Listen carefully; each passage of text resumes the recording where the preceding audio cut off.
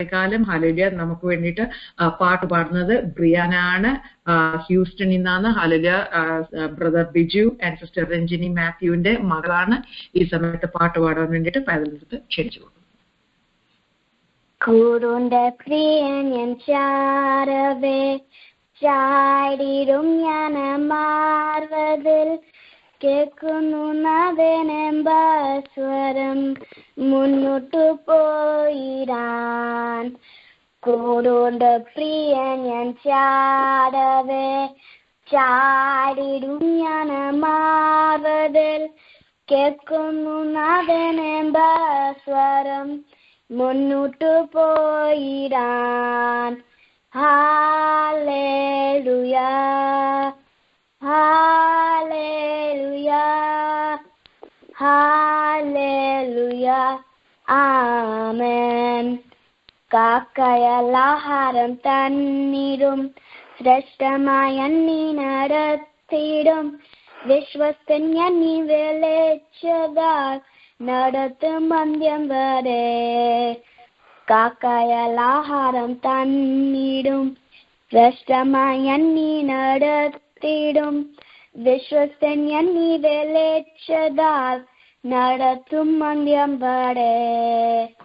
Hallelujah ഹല്ലേലൂയ ഹല്ലേലൂയ ആമേൻ.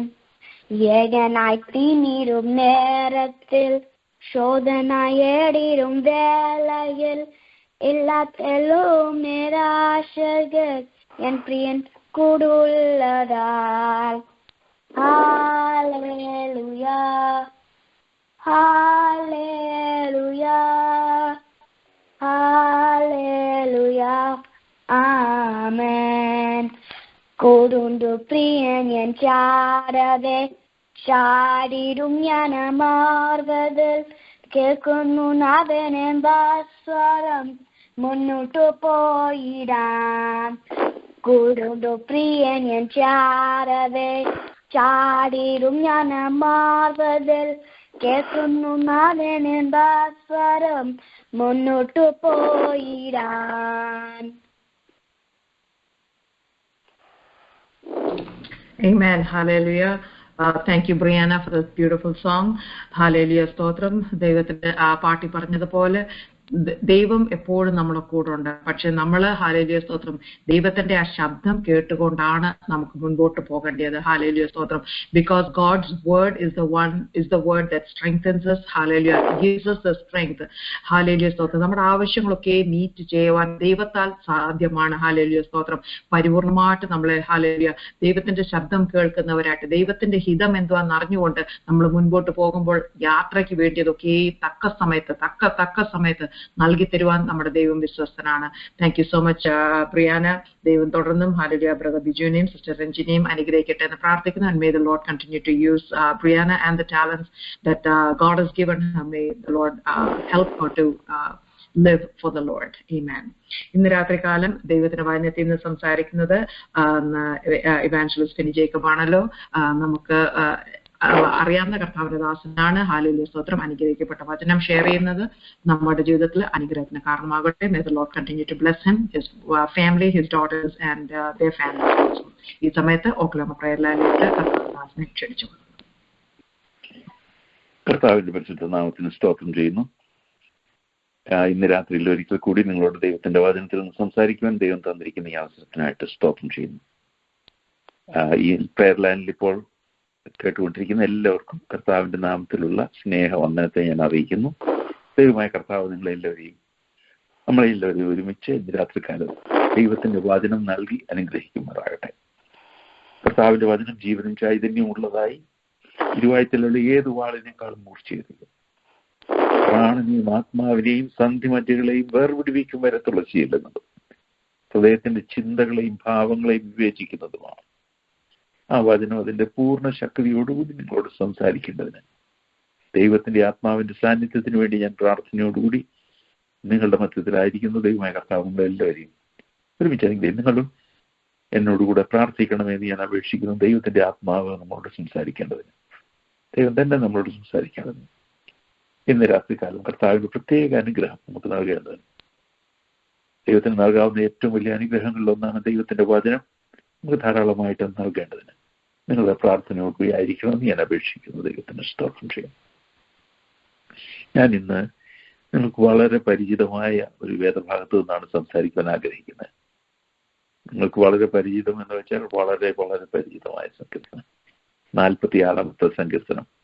ആ സങ്കീർത്തനത്തിൽ നിന്ന് ചില ചിന്തകളാണ് ഞാൻ നിങ്ങളോട് ഇന്ന് രാത്രികാലം സംസാരിക്കുവാനായിട്ട് ആഗ്രഹിക്കുന്നത്. സങ്കീർത്തനത്തിലെ ചില വാക്യങ്ങൾ അടിസ്ഥാനമാക്കിയുള്ള ചില ദൈവികാലോചനകളാണ് നിങ്ങളോട് സംസാരിക്കുവാൻ ഞാൻ ആഗ്രഹിക്കുന്നത്. ദൈവത്തിന് സ്തോത്രം. ഞാൻ ആ സങ്കീർത്തനം അതിന്റെ ചില വാക്യങ്ങൾ ഞാനൊന്ന് വായിച്ചു കൊള്ളട്ടെ. ദിവസം കയ്യിലുള്ളവരെല്ലാവരും തുറന്നു എടുത്താട്ടെ. 46 നമുക്ക് പരിചിതമാണെങ്കിലും ഒരിക്കൽ കൂടി നമ്മൾ ആദ്യമായിട്ട് വായിക്കുന്നത് പോലെ നമുക്ക് ശ്രദ്ധയോടുകൂടി നമുക്ക് ഒന്ന് വായിച്ചു നോക്കാം. ദൈവത്തിന് സ്തോത്രം. ദൈവം നമ്മുടെ സങ്കേതവും ബലവുമാകുന്നു, കഷ്ടങ്ങളിൽ അവൻ ഏറ്റവും അടുത്ത തുണയായിരിക്കുന്നു. അതുകൊണ്ട് ഭൂമി മാറിപ്പോയാലും പർവ്വതങ്ങൾ കുലുങ്ങി സമുദ്രമധ്യേ വീണാലും അതിലെ വെള്ളം ഇരച്ച് കലങ്ങിയാലും അതിന്റെ കോപം കൊണ്ട് പർവ്വതങ്ങൾ കുലുങ്ങിയാലും നാം ഭയപ്പെടുകയില്ല. ഒരു നദിയുണ്ട്, അതിന്റെ തോടുകൾ ദൈവനഗരത്തെ അത്യുന്നതന്റെ വിശുദ്ധ നിവാസത്തെ തന്നെ സന്തോഷിപ്പിക്കുന്നു. ദൈവം അതിന്റെ മധ്യമുണ്ട്, അത് കുലുങ്ങിപ്പോകയില്ല. ദൈവം അധികാലത്ത് തന്നെ അതിനെ സഹായിക്കും. ജാതികൾ ക്രുദ്ധിച്ചു, രാജ്യങ്ങൾ കുലുങ്ങി, അവൻ തന്റെ ശബ്ദം കേൾപ്പിച്ചു, ഭൂമി ഉരുകിപ്പോയി. സൈന്യങ്ങളുടെ യഹോവ നമ്മോടുകൂടെയുണ്ട്, യാക്കോബിന്റെ ദൈവം നമ്മുടെ ദുർഗമാകുന്നു. വരുവിൻ, യഹോവയുടെ പ്രവൃത്തികളെ നോക്കുവിൻ, അവൻ ഭൂമിയിൽ എത്ര ശൂന്യത വരുത്തിയിരിക്കുന്നു. അവൻ ഭൂമിയുടെ അറ്റം വരെയും യുദ്ധങ്ങളെ നിർത്തൽ ചെയ്യുന്നു. അവൻ വില്ലൊടിച്ച് കുന്തം മുറിച്ച് രഥങ്ങളെ തീയിലിട്ട് ചുട്ടുകളയുന്നു. മിണ്ടാതിരുന്ന് ഞാൻ ദൈവമെന്ന് അറിഞ്ഞുകൊള്ളുവിൻ. ഞാൻ ജാതികളുടെ ഇടയിൽ ഉന്നതനാകും, ഞാൻ ഭൂമിയിൽ ഉന്നതനാകും. സൈന്യങ്ങളുടെ യഹോവ നമ്മോട് കൂടെയുണ്ട്, യാക്കോബിന്റെ ദൈവം നമ്മുടെ ദുർഗമാകുന്നു. 11 വാക്യങ്ങളാണ് ആ സങ്കീർത്തനത്തിന്, മനോഹരമായ ഈ സങ്കീർത്തനത്തിനുള്ളത്. ഒരു വലിയ യുദ്ധത്തിന്റെ ഒടുവിൽ, ഒരു വലിയ പോരാട്ടത്തിന്റെ ഒടുവിൽ ദൈവം ഇടപെട്ട് പ്രവർത്തിച്ച് യുദ്ധത്തെ നിർത്തൽ ചെയ്യുന്ന രംഗത്ത് നിന്ന് എഴുതുന്നത് പോലെയാണ് ഈ സങ്കീർത്തനക്കാരൻ ഈ സങ്കീർത്തനം എഴുതിയിരിക്കുന്നത്. ആ സങ്കീർത്തനക്കാരൻ തിരിഞ്ഞു നോക്കുമ്പോൾ, ചുറ്റുപാട് നോക്കുമ്പോൾ, യുദ്ധഭൂമിയിലെ ചെതറിക്കിടക്കുന്ന ആയുധങ്ങൾ, വരുത്തിയ വലിയ നാശനഷ്ടങ്ങളും വലിയ യുദ്ധത്തിന്റെ ഇമ്പാക്റ്റും യുദ്ധത്തിന്റെ തകർച്ചയും എല്ലാം കണ്ടുകൊണ്ട് പറയുകയാണ്, വരുവിൻ, യഹോവയുടെ പ്രവൃത്തികളെ നോക്കുവിൻ, അവൻ ഭൂമിയിൽ എത്ര ശൂന്യത വരുത്തിയിരിക്കുന്നു. അവൻ ഭൂമിയുടെ അറ്റം വരെയും യുദ്ധങ്ങളെ നിർത്തൽ ചെയ്യുന്നു. അവൻ വില്ലൊടിച്ച് കുന്തം മുറിച്ച് രഥങ്ങളെ തീയിലിട്ട് ചുട്ടുകളയുന്നു. മിണ്ടാതിരുന്ന് ഞാൻ ദൈവമെന്ന് അറിഞ്ഞുകൊള്ളുവിൻ. ഞാൻ ജാതികളുടെ ഇടയിൽ ഉന്നതനാകും, ഞാൻ ഭൂമിയിൽ ഉന്നതനാകും. ഇത് വളരെ പ്രാവചനികമായ അർത്ഥത്തിൽ ലോകത്തിന്റെ വ്യവസ്ഥിതിയുടെ ഏറ്റവും ഒടുവിൽ നടക്കാൻ പോകുന്ന വലിയ യുദ്ധത്തിന്റെ പരിസമാപ്തിയിൽ ദൈവം ഉന്നതനായി വെളിപ്പെടുന്ന ആ രംഗത്തെ പ്രാവചനികമായി കണ്ടുകൊണ്ട് എഴുതിയിരിക്കുന്ന അതിമനോഹരമായ ഒരു സങ്കീർത്തനമാണ്.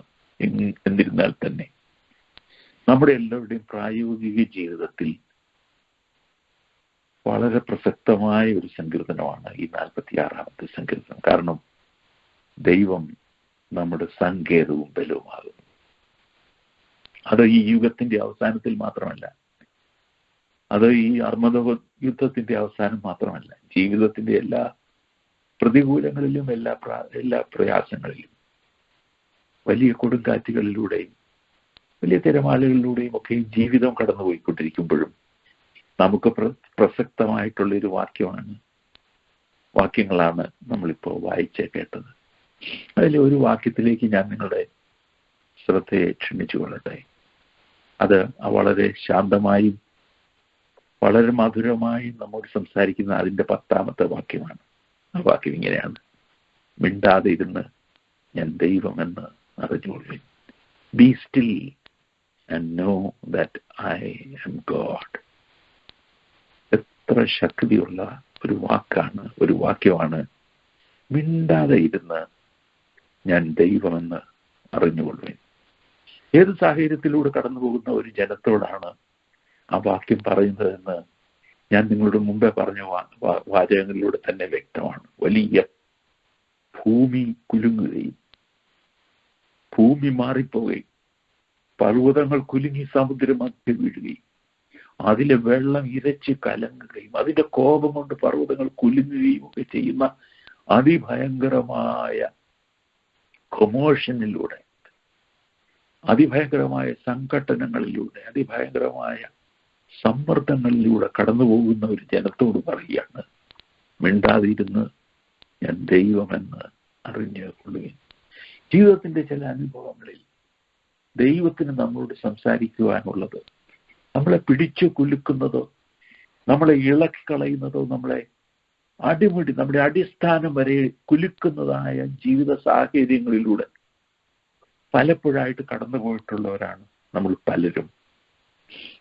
പക്ഷെ നമ്മളെ ഇന്ന് ദൈവം കൊണ്ടുവന്ന ശാന്തതയിലേക്ക്, നടത്തിയ വഴികളിലേക്ക് നമ്മൾ തിരിഞ്ഞു നോക്കുമ്പോൾ നമുക്ക് പറയുവാൻ കഴിയും, ദൈവത്തിന്റെ ആത്മാവ് നമ്മളോട് സംസാരിച്ച ആ ദിവസങ്ങൾ മിണ്ടാതിരുന്ന് ഞാൻ ദൈവമെന്ന് അറിഞ്ഞുകൊള്ളുകയും, മിണ്ടാതിരുന്ന് be still and know that I am God. ഇന്ന് രാത്രിയിൽ ഒരു പക്ഷേ ചില പ്രശ്നങ്ങളുടെയും പ്രതികൂലത്തിന്റെയും ഒക്കെ മധ്യത്തിൽ ഹൃദയം ഉലഞ്ഞു നിൽക്കുന്ന ചിലരെങ്കിലും ഒരു പക്ഷേ കേൾക്കുന്നുണ്ടാവാം. അവരോട് ദൈവത്തിന്റെ ആത്മാവിന് സംസാരിക്കുവാനുള്ളത് നമുക്ക് ഹാൻഡിൽ ചെയ്യുവാൻ കഴിയാത്ത, നമുക്ക് മാനേജ് ചെയ്യുവാൻ കഴിയാത്ത, നമ്മുടെ പിടിയിൽ ഒതുങ്ങാത്ത ചില പ്രശ്നങ്ങളുടെ മുമ്പിൽ നമ്മൾ നിൽക്കുമ്പോൾ ദൈവത്തിന്റെ ആത്മാവ് ശാന്തമായിട്ട് നമ്മളോട് പറയുന്നു, നീ മിണ്ടാതിരുന്ന് ഞാൻ ദൈവമെന്ന് അറിഞ്ഞുകൊള്ളുവേൻ. നമ്മുടെ ജീവിതത്തെ, അതിന്റെ സാഹചര്യങ്ങളുടെ മേലെല്ലാം സോവറിനായ ദൈവം, അവൻ ജലപ്രളയത്തിന്റെ മീതെ ഇരുന്നു, അവൻ എന്നേക്കും രാജാവായിട്ടിരിക്കുന്നു. അവന്റെ ശബ്ദം ഭൂമിയെയും ആകാശത്തെയും ഇളക്കുന്ന ശബ്ദം രാത്രികാലം ശാന്തമായി നമ്മളോട് പറയുന്നു, നീ മിണ്ടാതിരുന്ന് ഞാൻ ദൈവമെന്ന് അറിഞ്ഞുകൊള്ളുവേൻ. നമ്മളെ ഇളക്കിക്കളയുന്ന, നമ്മളെ ഇളകിപ്പോകുന്ന, നമ്മളെ പരിഭ്രമിച്ചു പോകുന്ന, നമ്മൾ ഓടിപ്പോകുവാൻ നമ്മൾ പ്രേരിപ്പിക്കുന്ന ചില സാഹചര്യങ്ങളിലൂടെ പോകുമ്പോൾ മിണ്ടാതിരുന്ന് ഞാൻ ദൈവമെന്ന് അറിഞ്ഞുകൊള്ളുവിനെന്ന് പറയുന്ന ആ ശബ്ദം നമ്മളെ സാന്ത്വനപ്പെടുത്തുന്ന ശബ്ദമാണ്. അതിന് പുറകിൽ കാരണമുണ്ട്. പറയുന്ന രണ്ട് കാര്യങ്ങൾ ആ സങ്കീർത്തനത്തിൽ പറയുന്നു, രണ്ട് ഫാക്ടേഴ്സ്. ഒന്ന്, എന്തുകൊണ്ട് നമുക്ക് മിണ്ടാതിരിക്കുവാൻ, നമുക്ക് ശാന്തമായിരിക്കുവാൻ, നമുക്ക് ഇളകാതെ ഉറച്ചു നിൽക്കുവാൻ നമുക്ക് എന്തുകൊണ്ട് കഴിയും? രണ്ട് കാര്യങ്ങൾ അവിടെ പറയുന്നു. ഒന്ന് പറയുന്നു, ദൈവം അതിന്റെ മധ്യമുണ്ട്, അത് കുലുങ്ങിപ്പോകയില്ല. ഈ നഗരത്തിൽ, ഒരു പ്രത്യേക നഗരത്തെ കുറിച്ചാണ് സംസാരിക്കുന്നത്. ഞാൻ അതിന്റെ പ്രാവചനിക വശത്തേക്കൊന്നും കടക്കുന്നില്ല. പക്ഷെ ആ നഗരത്തിന്റെ പ്രത്യേകത, ആ ജനത്തിന്റെ പ്രത്യേകത, അതിന്റെ മധ്യത്തിൽ ദൈവമുണ്ട്, അതുകൊണ്ട് അത് കുലുങ്ങിപ്പോകയില്ല. പ്രിയമുള്ളവരെ, ജീവിതത്തിന്റെ സാഹചര്യങ്ങളിൽ മറ്റെന്ത് അടിസ്ഥാനത്തിന്മേൽ പണിയുന്ന കെട്ടിടങ്ങളും തകർന്നു പോകുമ്പോൾ യേശു എന്ന സ്ഥിരമായ അടിസ്ഥാനത്തിന്മേൽ, ദൈവം എന്ന അടിസ്ഥാനത്തിന്മേൽ പണിയുന്ന പണികൾ നിലനിൽക്കും. അത് ഏത് പ്രതികൂലത്തെയും ജയിക്കും എന്ന് ദൈവത്തിന്റെ വചനത്തിൽ നിന്ന് നമ്മൾ മനസ്സിലാക്കുന്നു. God is in the midst of her. നമ്മളെ പിടിച്ചു നിർത്തുന്നതും നമ്മളെ ഉറച്ചു നിൽക്കുവാൻ ശക്തിപ്പെടുത്തുന്നതുമായ ഏറ്റവും പ്രധാനപ്പെട്ട കാര്യമുണ്ട്, കർത്താവ് നമ്മുടെ ജീവിതത്തിൽ ഉണ്ട് എന്നതാണ്. കർത്താവിന്റെ സാന്നിധ്യം. രണ്ടാമത്തെ കാര്യം പറയുന്നു, ഒരു നദിയുണ്ട്, അതിന്റെ തോടുകൾ ദൈവനഗരത്തെ, അത്യുന്നത വിശുദ്ധ നിവാസത്തെ തന്നെ സന്തോഷിപ്പിക്കും. There is a river whose streams make glad the city of God. ഒരു നദിയുണ്ട്, അത് ദൈവ സന്നിധിയിൽ നിന്ന് പുറപ്പെടുന്ന നദി. ആ നദിയെ പറ്റി നമുക്കറിയാം. ദൈവസിംഹാസനത്തിൽ നിന്ന് പുറപ്പെടുന്ന നദി അത് ദൈവ നഗരത്തെ സന്തോഷിപ്പിക്കുന്ന ഒരു നദിയാണ്. ഈ കുലുക്കവും കലഹവും പ്രതികൂലവും എല്ലാം ഉണ്ടാകുമ്പോഴും സ്ഥായിയായ ഒരു ആത്മീക സന്തോഷം നിലനിൽക്കുവാൻ നമ്മുടെ ജീവിതത്തിൽ കഴിയണമെങ്കിൽ ഈ നദി നമ്മുടെ ജീവിതത്തിലേക്ക് വന്നാലേ പറ്റൂ. ഈ നദി വന്നാലേ പറ്റൂ. അത് ദൈവ നഗരത്തെ സന്തോഷിപ്പിക്കുന്ന നദി. ദൈവത്തിന്റെ പരിശുദ്ധാത്മാവിന്റെ ആ പ്രവാഹമാണ്, നദിയാണ്. ദൈവാത്മാവിന് മാത്രമേ, ദൈവാത്മ പ്രവാഹത്തിന് മാത്രമേ നമ്മെ സ്ഥായിയായി സന്തോഷിപ്പിക്കുവാൻ കഴിയുള്ളൂ. നമുക്ക് എന്ത് ഭൗമിക നേട്ടങ്ങൾ ഉണ്ടായാലും, നമുക്ക്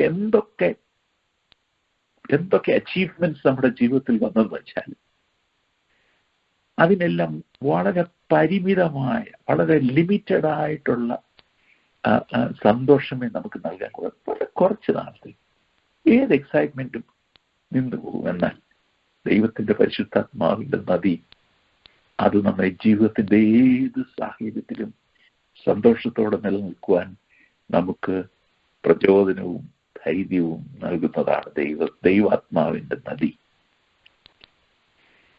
നമ്മള് കർത്താവിന്റെ ആത്മാവിന് വേണ്ടിയുള്ള ഒരു ദാഹം, ആഗ്രഹം നമ്മുടെ ജീവിതത്തിലുണ്ടെങ്കിൽ, ആത്മാവിൽ സന്തോഷിക്കുവാൻ നമുക്ക് കഴിയുമെങ്കിൽ, ദൈവാത്മാവിൽ സന്തോഷിക്കുവാൻ നമുക്ക് കഴിയുമെങ്കിൽ, നമ്മുടെ ജീവിത സാഹചര്യങ്ങളിൽ നിന്ന് നമ്മളെ അപ്ലിഫ്റ്റ് ചെയ്യുന്ന ഒരു അനുഭവമാണ് ദൈവാത്മാവിലുള്ള സന്തോഷം. അത് ജീവിതത്തിൽ അനുഭവിച്ചിട്ടുള്ള ദൈവമക്കൾക്കായിട്ട് ഞാൻ ദൈവത്തിന് സ്തോത്രം ചെയ്യുന്നു. നമ്മളെ ലിഫ്റ്റ് ചെയ്യുന്ന ദൈവത്തിന്റെ ആത്മാവ് നമ്മളെ പിടിച്ചുയർത്തുന്നു.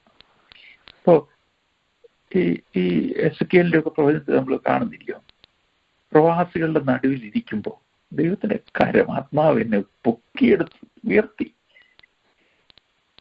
ആ അനുഭവം, നമ്മളെ ഉയർത്തിക്കൊണ്ടുവരുന്ന അനുഭവം, അത് നമ്മുടെ ദൈവ സാന്നിധ്യത്തിൽ, ദൈവാത്മാവിന്റെ സാന്നിധ്യത്തിൽ അനുഭവിച്ചറിയേണ്ട ഒരു കാര്യമാണ്, അനുഭവിച്ചറിയേണ്ട ഒരു അനുഭവമാണ്. ജീവിതത്തിൽ അത് ഉള്ളവർക്കായിട്ട് ഞാൻ ദൈവത്തിന് സ്തോത്രം ചെയ്യുന്നു. അവിടെ പറയുന്നു, God is in the midst. ദൈവം നമ്മുടെ മധ്യത്തിലുണ്ട്. And God is in the midst like a river. ദൈവാത്മാവ് ഒരു നദി പോലെ നമ്മുടെ നടുവിലുണ്ട്. അത് ദൈവാത്മാവിന്റെ സാന്നിധ്യം നമ്മുടെ ജീവിതത്തിൽ, അതിനെപ്പറ്റി പറയുന്നേ, അത് ഒരു ഇൻകാർണേഷണൽ പ്രസൻസ്. അതായത് പുത്രൻ തമ്പുരാനായ ദൈവം യേശുക്രിസ്തുവായി ഭൂമിയിൽ അവതരിച്ച് അവനെ പറ്റി പറയുന്നത് കൃപയും സത്യവും നിറഞ്ഞവനായി നമ്മുടെ ഇടയിൽ പാർത്തു എന്ന് എഴുതിയിരിക്കുന്നത് പോലെ, നിങ്ങൾ വളരെ ശ്രദ്ധിച്ചു കേൾക്കണമേ, കർത്താവ് ജഡം ആയി തീർന്ന്, വചനം ജഡമായി തീർന്ന് കൃപയും സത്യവും നിറഞ്ഞവനായി നമ്മുടെ ഇടയിൽ പാർത്തു. അവൻ നമ്മുടെ കൂടെ വസിച്ചു, അവനോട് ഇമ്മാനുവലായി തീർന്നു എന്ന് പറയുന്നത് പോലെ ഒരു അനുഭവമാണ് പ്രിയമുള്ളവരെ പെന്തക്കോസ്ത് ദിവസം നടന്നത്. ആ ദിവസം എന്ത് സംഭവിച്ചു? സ്വർഗത്തിൽ ദൈവത്തിന്റെ പിതാവിന്റെ സന്നിധിയിൽ പുത്രൻ തമ്പുരാൻ ദൈവാത്മാവിനെ തന്റെ ജനത്തിന്റെ നടുവിലേക്ക് അയച്ചു. എന്നിട്ട് അവരുടെ നടുവിൽ വസിക്കേണ്ടതിന് എത്ര അനുഗ്രഹിക്കപ്പെട്ട അനുഭവം! നമ്മുടെ താഴ്ചയുള്ള അനുഭവത്തിൽ, നമ്മുടെ താഴ്ചയുള്ള ഈ ജീവിത അനുഭവത്തിൽ നമുക്ക് ദൈവം നൽകുന്ന ദാനം, ദൈവത്തിന്റെ ആത്മാവ് എന്ന ഈ ദാനം, യേശുക്രിസ്തു എന്നൊരു ദാനത്തെ പറ്റി നമ്മൾ കണ്ടു. യോഹന്നാൻ സുവിശേഷം 13-16 നമുക്ക് എല്ലാം അറിയാവുന്ന വാക്യം. എന്താ പറയുന്നേ? തന്റെ പുത്രനെ നൽകുവാൻ തക്കവണ്ണം അവൻ ലോകത്തെ സ്നേഹിച്ചു. അതുപോലെ പിതാവായ ദൈവം അവന്റെ ആത്മാവിനെ അളവുകൂടാതെ അത്രേ നൽകുന്നത്. God's gift of his spirit. നമ്മളത് കർത്താവിനെ സ്വീകരിച്ചതുപോലെ ദൈവാത്മാവിനെ നമ്മൾ സ്വീകരിക്കണം, ദൈവത്തിന്റെ ദാനം എന്ന നിലയ്ക്ക്. എന്തിന്? ഭൂമി മാറിപ്പോയാലും, പർവ്വതങ്ങൾ കുലുങ്ങി സമുദ്രമധ്യേ വീണാലും, അതിന് കോപം കൊണ്ട് പർവ്വതങ്ങൾ കുലുങ്ങിയാലും നാം ഭയപ്പെടുകയിൽ. ഒരു നദിയുണ്ട്, അതിന്റെ തോടുകൾ ദൈവനഗരത്തെ, അത്യുന്നതിന്റെ വിശുദ്ധ നിവാസത്തെ തന്നെ സന്തോഷിപ്പിക്കുന്നു. Praise the Lord. ധാരാളം അനുബന്ധവാക്യങ്ങൾ നമ്മുടെ മനസ്സിലേക്ക് കൊണ്ടുവരുന്നതാണ് ഈ ചിന്തകൾ. ഞാൻ ഏതാണ്ട് അടുത്ത 15 മിനിറ്റ് കൊണ്ട് ഞാൻ ചില കാര്യങ്ങൾ കൂടെ പറയുന്നത് നിങ്ങളോട്. മർക്കോസിന്റെ സുവിശേഷത്തിൽ നിന്ന് 2 ഉദാഹരണങ്ങൾ ഞാൻ നിങ്ങളുടെ അടുത്ത് കൊണ്ടുവരാം. മർക്കോസിന്റെ സുവിശേഷം 4-ാം അധ്യായത്തിന്റെ 39-ാമത്തെ വാക്യത്തിൽ നമ്മൾ കാണുന്നു, ബി സ്റ്റിൽ. മുമ്പേ വായിച്ച വാക്യം തന്നെ, നീ മിണ്ടാതിരുന്ന് ഞാൻ ദൈവമെന്ന് അറിഞ്ഞുകൊള്ളി എന്നുള്ള വാക്യം പോൽ കർത്താവ് പറയാണ് ബി സ്റ്റിൽ. ആരോടാ പറയുന്നേ? ഉയർന്നു പൊങ്ങുന്ന തിരമാലകളോടും അടിച്ചുയരുന്ന കാറ്റിനോടും കർത്താവ് പറയുകയാണ് ബി സ്റ്റിൽ, ബി സ്റ്റിൽ. അപ്പൊ ഞാൻ ഓർത്തു, വാസ്തവത്തിൽ ഈ സങ്കീർത്തനത്തിൽ നമ്മളോട് പറയുന്നു, മിണ്ടാതിരുന്ന് ഞാൻ ദൈവമെന്നറിഞ്ഞു. Be still and know that I am God. എന്റെ മനസ്സ്, എന്റെ ഹൃദയം ഒരു ഇനാനിമേറ്റ് ഓബ്ജക്റ്റ് ആയിരുന്നെങ്കിൽ കർത്താവ് പറയാം ബി സ്റ്റിൽ എന്ന് പറഞ്ഞിരുന്നെങ്കിൽ അവന്റെ ശബ്ദത്തിങ്കൽ എന്റെ ഹൃദയം നിശ്ചലമായിട്ട് നിന്നേനെ. കാരണം അവന്റെ വാക്ക് ഏതിനെയും കീഴ്പ്പെടുത്തുവാൻ കഴിയുന്ന ശക്തിയുള്ള വാക്കാണ് അവന്റെ വാക്ക്. എന്നാൽ എന്റെ ഹൃദയം, ഞാൻ ഒരു ഹ്യൂമൻ ബീയിങ് ആയതുകൊണ്ട്, ഞാനൊരു മനുഷ്യ വ്യക്തിത്വം ആയതുകൊണ്ട് അവന്റെ വചനത്തെ ഞാൻ സ്വീകരിച്ച് അതിന്റെ ശക്തിയെ ഞാൻ ഏറ്റെടുക്കേണ്ട ആവശ്യമുണ്ട്. By faith, I have to appropriate the power that comes through His word. I have to claim it. I have to make it my own. I have to trust in that word. Be still, and I have to obey. പറയാണ് കർത്താവ്, നമുക്കറിയാവുന്ന ഗലീല കടൽപ്പുറത്ത്, ആ കടലിലെ കാറ്റടിച്ച് ഉയരുന്ന ആ പടകിൽ വളരെ ബുദ്ധിമുട്ടി ഭയപ്പെട്ടിരിക്കുന്ന ശിഷ്യന്മാരോട് അവരുടെ നടുവിൽ എഴുന്നേറ്റ് നിന്നുണ്ട്. ഉറക്കത്തിൽ നിന്ന് എഴുന്നേറ്റ് കർത്താവ് പറയുകയാണ് അടങ്ങുക, ശാന്തമാകുക. അവന്റെ വാക്കിൽ കാറ്റും കടലും അടങ്ങുമ്പോൾ ശിഷ്യന്മാർ പറയുന്നു, ഇവൻ ആര്? കാറ്റും കടലും കൂടി ഇവന്റെ വാക്കിനെ അനുസരിക്കുന്നല്ലോ. Even the wind and the waves obey him. Will your heart obey him this evening when he asks you, മിണ്ടാതിരുന്ന് ഞാൻ ദൈവം എന്നറിഞ്ഞുകൊള്ളു. Know that I am God. I am sovereign over everything. എല്ലാത്തിന്റെ മേലും അധികാരമുള്ളവനാണ്. So be still and know that I am God. രണ്ടാമത്തെ കാര്യം നമ്മൾ മർക്കോസിന്റെ 6-ാം അധ്യായത്തിൽ നമ്മൾ കാണും, 51-ാമത്തെ വാക്യം. അപ്പോ മർക്കോസിന്റെ 4-ാം അധ്യായം 39-ാമത്തെ വാക്യത്തിന്റെ സാഹചര്യം, അവന്റെ പടകിൽ, അവരുടെ ശിഷ്യന്മാരുടെ പടകിൽ യേശു ഉണ്ടായിരുന്നു. അതുകൊണ്ട് അവരെ നോക്കിയിട്ട് കർത്താവ് പറയുന്നേ, നിങ്ങൾ ഇത്ര പരിഭ്രമിക്കുന്നുണ്ട്, ഐ ആം ഹിയർ, ഞാനിവിടെ ഇല്ലേ, ഞാൻ നിങ്ങളുടെ കൂടെ ഇല്ലേ, നിങ്ങൾ ഭയപ്പെടാൻ എന്താണ് കാര്യം? പക്ഷെ 6-ാം അധ്യായത്തിലേക്ക് കടന്നു വരുമ്പോൾ കർത്താവ് പടകിലില്ല. കർത്താവ് മലമുകളിൽ പ്രാർത്ഥിച്ചുകൊണ്ടിരിക്കുകയാണ്. ജീവിതത്തിന്റെ ചില സാഹചര്യങ്ങളിൽ നമ്മൾ പ്രതികൂലങ്ങളിലൊക്കെ അകപ്പെടുമ്പോൾ കർത്താവിന്റെ വളരെ അടുത്ത സാന്നിധ്യം നമുക്ക് അനുഭവപ്പെടും.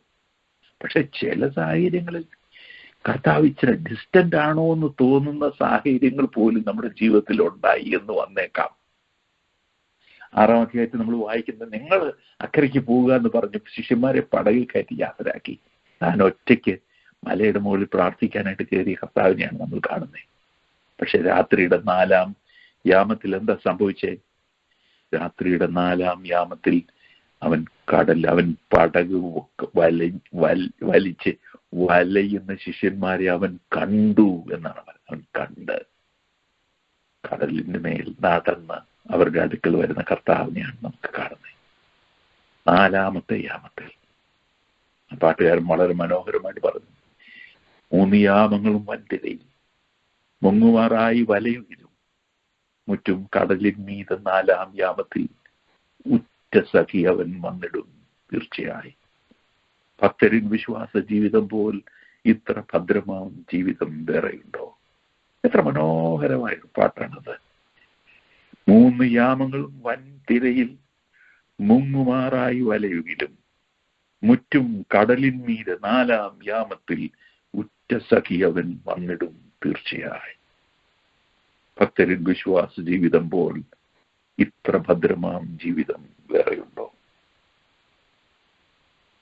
അവൻ വന്നിട്ട് എന്ത് സംഭവിച്ചു? അവൻ ഈ തിരമാലകളുടെ മേലെ മീതെ നടന്നു വരിക. സകലവും അവന് കീഴടങ്ങിയിരിക്കുന്നു. അവൻ പടകിൽ കയറി. അവിടെ വാക്യം വായിക്കും നമ്മളിങ്ങനെയാണ്, കാറ്റമർന്നു. സോ നമ്മുടെ കർത്താവ് ഡിസ്റ്റന്റ് ആണെന്ന് നമുക്ക് തോന്നിയാലും അവൻ നമുക്ക് വേണ്ടി മലയുടെ മുകളിൽ പ്രാർത്ഥിക്കുന്നുണ്ട്. അവൻ he's praying for us, he's interceding for us, and he will come walking over these waters, and he will get into the boat, and he will calm the storm. കാറ്റമർന്നു. Praise the Lord. യെശയ്യാപ്രവചനം 28-ാം അധ്യായത്തിന്റെ 16-ാം വാക്യത്തിൽ വിശ്വസിക്കുന്നവൻ ഓടിപ്പോകയില്ല. വിശ്വസിക്കുന്നവൻ ഓടിപ്പോയി. ഞാൻ ശോധന ചെയ്തതും വിലയേറിയതുമായ ഒരു കല്ല് ഞാൻ അടിസ്ഥാനമായിട്ട് ഇട്ടിരിക്കുന്നു. വിശ്വസിക്കുന്നവൻ ഓടിപ്പോവുകയില്ല. പ്രിയമുള്ളവരെ, കർത്താവിൽ ആശ്രയിച്ച് തീമോഥെയോസിന്റെ ലേഖനത്തിലല്ലേ വായിക്കുന്നത്, ദൈവത്തിന്റെ സ്ഥിരമായ അടിസ്ഥാനം പിന്നെ നിൽക്കും. ആരൊക്കെ പോയാലും, ആരൊക്കെ മാറിപ്പോയാൽ ദൈവത്തിന്റെ സ്ഥിരമായ അടിസ്ഥാനം അത് പിന്നെയും നിൽക്കുന്നു. ദൈവത്തിന് സ്തോത്രം ചെയ്യാം. Praise the Lord. നമുക്ക് വളരെ പെട്ടെന്ന് ഒരു സംഭവം കൂടെ ഒന്ന് ഓർക്കാം. ഇത് എൻ്റെ മനസ്സിലേക്ക് കൊണ്ടുവരുന്ന ഒരു പഴയ നിയമത്തിലെ ഒരു ചിന്തയാണ്, ഒരു സംഭവമാണ്. വളരെ പെട്ടെന്ന് ഞാൻ ആ ഭാഗം കൂടെ നിങ്ങളുടെ ശ്രദ്ധയിലേക്ക് ഒന്ന് കൊണ്ടുവരട്ടെ. വളരെ ഇൻട്രസ്റ്റിംഗ് ആയിട്ടുള്ള സ്റ്റോറിയാണ്. അത് നമുക്ക് കാണാൻ കഴിയുന്ന 2 ദിനവൃത്താന്ത പുസ്തകം 20-ാം അധ്യായത്തിലാണ് നമുക്കത് കാണാൻ കഴിയുന്നത്. 2 Chronicles chapter 20. അവിടെ നമ്മൾ യഹോശഫാത്ത് എന്ന രാജാവിനെ കാണാം. യഹോശഫാത്ത് വളരെ വളരെ നമുക്ക് വായിച്ചാൽ നമുക്ക് നമ്മുടെ ആത്മാവിനെ സന്തോഷിപ്പിക്കുന്ന ചില സംഭവങ്ങളാണ്, നമ്മൾ ചിന്തിപ്പിക്കുന്ന ചില സംഭവങ്ങളാണ് യഹോശഫാത്തിന്റെ കാലത്തുണ്ടായത്. അതിലൊരു സംഭവം പറയുകയാണ്, ഈ 20-ാമത്തെ അധ്യായത്തിലെ അതിലൊരു സംഭവം പറയുകയാണ്. വളരെ ചുരുക്കി പറയാം ആ സംഭവം. എനിക്ക് ആ അധ്യായം മുഴുവൻ നിങ്ങൾ വായിച്ച് കേൾപ്പിക്കണമെന്നുണ്ടായിരുന്നു. വാസ്തവത്തിൽ ദൈവവചനത്തിന്റെ അതേ നറേഷൻ കേൾക്കുന്നത് തന്നെയാണ് നല്ലത്. അതുകൊണ്ട് നിങ്ങൾ സമയമുള്ള പോലെ നിങ്ങൾ ഈ 20-ാം അധ്യായം നിങ്ങൾക്ക് സമയം ദൈവം തരുന്നതനുസരിച്ച് നിങ്ങൾ വായിച്ച് നോക്കണേ. അവിടെ ഒരു ജനസമൂഹം, മോവാബ്യരും അമ്മോന്യരും അവരോടുകൂടെ മെയ്യൂന്യരിൽ ചിലരും യഹോശാഫാത്തിന്റെ നേരെ യുദ്ധത്തിന് വന്നു. ഈ നല്ലവനായ രാജാവിന്റെ നേരെ ഒരു വലിയ ജനസമൂഹം യുദ്ധത്തിന് വരികയാണ്. അവരെ യഹോശാഫാത്തിന്റെ വലിയൊരു ജനസമൂഹം, കടലിനക്കരെ നിന്ന് അരാമിൽ നിന്ന് നിന്റെ നേരെ വലിയൊരു ജനസമൂഹം എന്നാ പറയാം, വലിയൊരു ജനസമൂഹം. യഹോശാഫാത്ത് ഭയപ്പെട്ടുപോയി. അവൻ യഹോവയെ അന്വേഷിപ്പാൻ താല്പര്യപ്പെട്ട് യഹൂദയിലൊക്കെയും ഒരു ഉപവാസം പ്രസിദ്ധം ചെയ്തു. അങ്ങനെ യഹോവയെ അന്വേഷിക്കാനായിട്ട് യഹോശാഫാത്ത് തയ്യാറായി കഴിഞ്ഞപ്പോ എന്താ സംഭവിച്ചത് നമുക്കറിയാം. അവൻ ദൈവത്തിന്റെ ആലയത്തിൽ ചെന്നിട്ട് അവനൊന്ന് പ്രാർത്ഥിക്കാനായിട്ട് നിന്നു. ആ പ്രാർത്ഥിക്കാനായിട്ട് നിന്ന് അവന്റെ തന്നെ ബലഹീനതയെ അവൻ ദൈവസന്നിധിയിൽ ഏറ്റുപറയുന്നത് നമുക്ക് കാണാൻ കഴിയും. ഇങ്ങനെ പറയുന്നേ, ഈ വലിയ സമൂഹത്തോട് എതിർപ്പാൻ ഞങ്ങൾക്ക് ശക്തിയില്ല, എന്ത് ചെയ്യേണ്ടു എന്ന് അറിയുന്നതുമില്ല. Praise the Lord. ശക്തിയില്ല, എന്നാ ചെയ്യേണ്ടെന്ന് അറിയത്തുമില്ല. പക്ഷേ എങ്കിലും ഞങ്ങളുടെ കണ്ണുകൾ നിങ്ങളിലേക്ക് തിരിഞ്ഞിരിക്കുന്നു. എന്താ ചെയ്യേണ്ടെന്ന് അറിയത്തില്ലാത്ത ചില സാഹചര്യങ്ങളിലൂടെ കടന്നു പോകുമ്പോൾ, ഹല്ലേലൂയ, ഒന്നും ചെയ്യാനുള്ള ശക്തിയുമില്ലാത്ത സാഹചര്യങ്ങളിലൂടെ കടന്നു പോകുമ്പോൾ നമ്മുടെ കണ്ണുകൾ ദൈവത്തിങ്കിലേക്ക് തിരിയുന്നുവെങ്കിൽ ഏകാഗ്രചിത്തന്മാരായിരിക്കുന്നവർക്ക് വേണ്ടി തന്നെത്താൻ ബലവാനെന്ന് കാണിക്കേണ്ടതിന് ഊടാടി സഞ്ചരിക്കുന്ന ദൈവത്തിന്റെ കണ്ണുകൾ നിന്നെ കാണുകയും ബലപ്പെടുത്തുകയും ചെയ്യും. ദൈവത്തിന് സ്തോത്രം ചെയ്യും. അങ്ങനെ അവൻ ദൈവസന്നിധിയിൽ തൻ്റെ ബലഹീനതയും തൻ്റെ കൺഫ്യൂഷനും നിസ്സഹായതയും പറഞ്ഞപ്പോ പെട്ടെന്ന് യഹോവയുടെ ആത്മാവ് ആസാഫിന്റെ പുത്രന്മാരിൽ മഥന്യാവിന്റെ മകനായ യെയീലിന്റെ മകനായ ബെനായാവിന്റെ മകനായ സെക്കറിയാവിന്റെ മകൻ യഹസിയേൽ എന്ന ഒരു ലേവ്യന്റെ മേൽ വന്നു. അവന്റെ മുഴുവൻ ആൻസസ്ട്രിയും അവിടെ പറഞ്ഞിരിക്കുകയാണ്. ആരാന്ന് പറയാൻ വേണ്ടിയിട്ട് അവന് ആസാഫിന്റെ ഒരു കൊച്ചുമകൻ അവരുടെ മേൽ വന്നു. എന്നിട്ട് എന്ത് ചെയ്തു?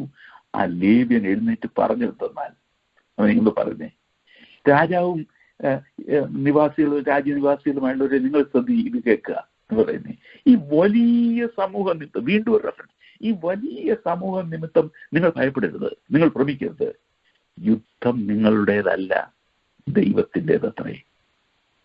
ഈ പടയിൽ പൊരുതുവാൻ നിങ്ങൾക്ക് ആവശ്യമില്ല. നിങ്ങൾ സ്ഥിരമായി നിന്ന് യഹോവ നിങ്ങൾക്ക് വരുത്തുന്ന രക്ഷ കണ്ടുകൊള്ളുവിൻ. Just stand and watch. ഇത്ര വലിയൊരു ജനസമൂഹം വരുന്നത് കാണുമ്പോൾ നിങ്ങൾ ഭയപ്പെടേണ്ട. നിങ്ങൾ ഒരു കാര്യം ചെയ്താൽ നിങ്ങൾ സ്ഥിരമായി നിന്ന് ദൈവത്തിന്റെ രക്ഷ കണ്ടാൽ മതി. വാച്ച്. അങ്ങനെ ഇവരെന്ത് ചെയ്തു? ഈ രാജാവും ഈ ജനവും എന്ത് ചെയ്തു? അവര് വിശുദ്ധാലങ്കാരം ധരിച്ച് സൈന്യങ്ങളുടെ യഹോവയിൽ നടന്നുകൊണ്ട് ദൈവത്തെ വാഴ്ത്തുവാനും യഹോവയെ സ്തുതിപ്പാനും പാടി ദൈവത്തെ ആരാധിക്കാനായിട്ട് തുടങ്ങി. അങ്ങനെ ചെയ്തപ്പോൾ 22-ാമത്തെ വാക്യം, അവർ പാടി സ്തുതിച്ചു തുടങ്ങിയപ്പോൾ യഹോവ യഹൂദയ്ക്ക് വിരോധമായി വന്ന അമ്മോന്യരുടെയും മോവാബിയരുടെയും സെയീർ പർവ്വതക്കാരുടെയും നേരെ പതിയിരിപ്പുകാരെ വരുത്തി. അങ്ങനെ അവർ തോറ്റുപോയി. നമ്മൾ ആ അധ്യായം വായിക്കുമ്പോൾ എത്ര വലിയൊരു വിജയമാണ് ദൈവം അവർക്ക് നൽകിയത്. What did they do? അവർ നിന്ന് ദൈവത്തെ സ്തുതിച്ചുകൊണ്ടിരുന്നു. മിണ്ടാതിരുന്ന് ഞാൻ ദൈവമെന്നറിഞ്ഞുകൊള്ളു. പല യുദ്ധങ്ങളും നമ്മളുടേതല്ല. When we recognize that, ദൈവത്തിന് യുദ്ധം ദൈവത്തിന് വിട്ടുകൊടുക്കുമ്പോൾ ദൈവത്തിന് പറയുവാൻ കഴിയുന്ന I will be exalted. ഞാൻ ഭൂമിയിൽ ഉന്നതനാകും. That is a given. ദൈവത്തിന്റെ നാമം മഹത്വം എടുക്കുക തന്നെ ചെയ്യും. All will turn out to be events that lead to the glory of the Son of God. ദൈവത്തിന്റെ പുത്രന്റെ മഹത്വത്തിലേക്ക് നയിക്കപ്പെടുന്ന സംഗതികളായിട്ട് ജീവിതം മാറ്റപ്പെടും. ദൈവത്തിന് സ്തോത്രം. ദാനിയേലിന്റെ പുസ്തകത്തില് നമ്മൾ ഇങ്ങനെ വായിക്കും. ദാനിയേൽ പുസ്തകം 11-ാം അധ്യായത്തിന്റെ 32 അഗൈൻ പ്രാവചനികമായ വലിയ അർത്ഥങ്ങളുള്ള ഭാഗമാണെങ്കിലും അവിടെ പറയുന്നത്, ദൈവത്തെ അറിയുന്ന ജനം ഉറച്ചു നിന്ന് വീര്യം പ്രവർത്തിക്കും. What my dear brothers and sisters, ജീവിതത്തിൽ ദൈവത്തെ അറിയുന്നത് കൊണ്ടുള്ള പ്രയോജനം എന്താ? ജീവിതത്തിന്റെ ചില ക്രിട്ടിക്കലായിട്ടുള്ള മൊമെന്റ്സ് വരുമ്പം we will stand firm and we will show the world that there is a living God. ജീവനുള്ള ഒരു ദൈവമുണ്ട്. അവൻ പ്രവർത്തിക്കുന്ന ഒരു ദൈവമാണ്. അവൻ വീര്യം പ്രവർത്തിക്കും. ഉറച്ചു നിന്ന് വീര്യം പ്രവർത്തിക്കും. ഞാൻ എൻ്റെ വാക്കുകളെ ഇവിടെ അവസാനിപ്പിക്കുകയാണ്. ഇന്ന് രാത്രികാലം ദൈവത്തിന്റെ ആത്മാവ് ഈ വചനങ്ങളിലൂടെ നിങ്ങളോട് സംസാരിക്കട്ടെ. ചില സാഹചര്യങ്ങളുടെ മുമ്പിൽ when we are feeling weak, powerless and confused, എന്ത് ചെയ്യണമെന്ന് അറിയത്തില്ല, ഒന്നും ചെയ്യാനുള്ള ശക്തിയുമില്ല, എങ്കിലും ഞങ്ങളുടെ കണ്ണുകൾ ദൈവത്തിങ്കിലേക്ക് തിരിഞ്ഞിരിക്കുന്നു. അങ്ങനെ തിരിയുന്നവരോട് ദൈവം പറയുന്നു, മിണ്ടാതിരുന്ന് ഞാൻ ദൈവമെന്ന് അറിഞ്ഞുകൊള്ളുവിൻ. ഞാൻ ഉന്നതനാകും, ഞാൻ ഭൂമിയിൽ ഉന്നതനാകും. സൈന്യങ്ങളെ യഹോവ നമ്മോട് കൂടെയുണ്ട്. യാക്കോബിന്റെ ദൈവം നമ്മുടെ ദുർഗമാകും. ഒരു നദിയുണ്ട്, അതിന്റെ തോടുകൾ ദൈവനഗരത്തെ, അത്യുന്നതന്റെ വിശുദ്ധ നിവാസത്തെ തന്നെ സന്തോഷിപ്പിക്കുന്ന ദൈവം അതിന്റെ മധ്യമുണ്ട്. അത് കുലുങ്ങിപ്പോവുകയില്ല. ഒരു നദിയുണ്ട്, ദൈവത്തിന്റെ ആത്മാവിന്റെ അസാന്നിധ്യം. ഹല്ലേലൂയ. അത് ജീവിതത്തിൽ നമ്മെ ധൈര്യപ്പെടുത്തുന്നതും നമ്മെ ബലപ്പെടുത്തുന്നതും നമ്മെ ഉറപ്പിക്കുന്നതും. ആ യഹോശാഫാത്തിനോട് ദൈവത്തിന്റെ ആത്മാവ് സംസാരിച്ചതിനെ പറ്റി നമ്മൾ കേട്ടല്ലോ. നിങ്ങൾ ഉറച്ചു നിൽപ്പിൻ, നിങ്ങൾ ദൈവത്തിന്റെ രക്ഷയെ കണ്ടുകൊള്ളുവിൻ. ഇന്ന് രാത്രികാലം കർത്താവ് ഈ വചനങ്ങളാൽ നിങ്ങളെ അനുഗ്രഹിക്കുകയും ജീവിതത്തിന്റെ സാഹചര്യങ്ങളിൽ നമ്മുടെ ജീവിതത്തിലെല്ലാം ഉള്ള എല്ലാ പ്രശ്നങ്ങളുടെയും നടുവിൽ ദൈവശക്തി അനുഭവിക്കുന്നവരായി തീരുവാൻ നമുക്കിടയായി തീരുകയും ചെയ്യട്ടെ. ദൈവമായ കർത്താവ് നമ്മെ അനുഗ്രഹിക്കുമാറാകട്ടെ. ദൈവത്തിന് ഇഷ്ടം. ആമേൻ. ഹല്ലേലൂയ. സ്തോത്രം.